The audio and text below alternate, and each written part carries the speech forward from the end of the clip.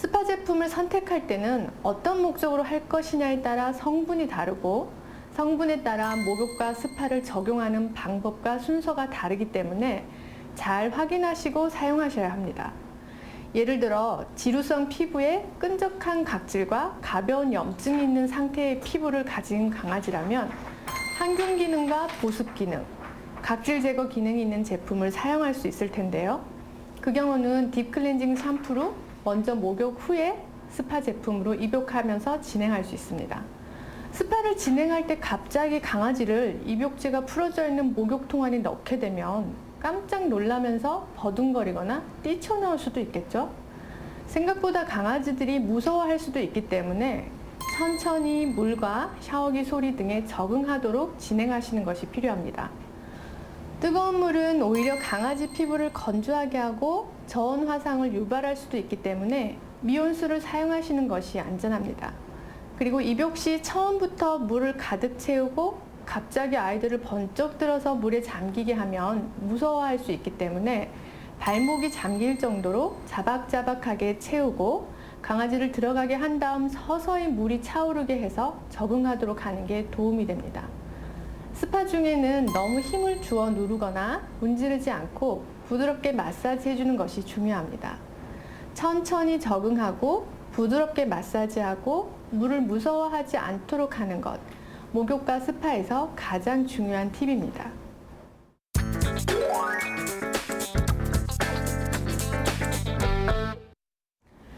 중성화 수술을 받지 않은 암컷 고양이는 임신을 하지 않는다면 3, 4주 단위로 다시 발정이 반복될 수 있습니다.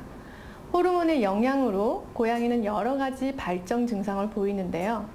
대표적으로 큰 소리로 우는 콜링 증상이 밤새도록 나타나거나 애교가 넘쳐서 스킨십이 늘어나는 등으로 알아보실 수 있습니다.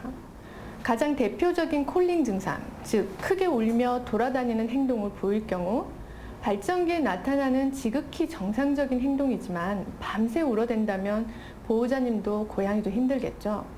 이 경우는 고양이 합성 페로몬 성분을 가진 진정 스프레이나 디퓨저를 사용해 보셔도 됩니다.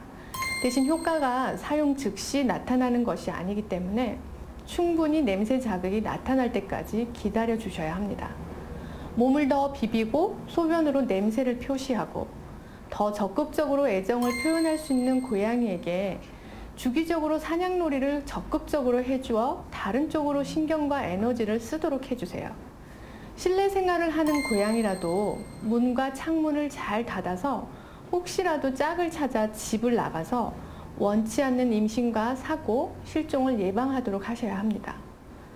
간혹 고양이의 생식기를 자극해서 인위적으로 배란을 유도해 발정기를 넘기는 방법이 알려져 있긴 합니다.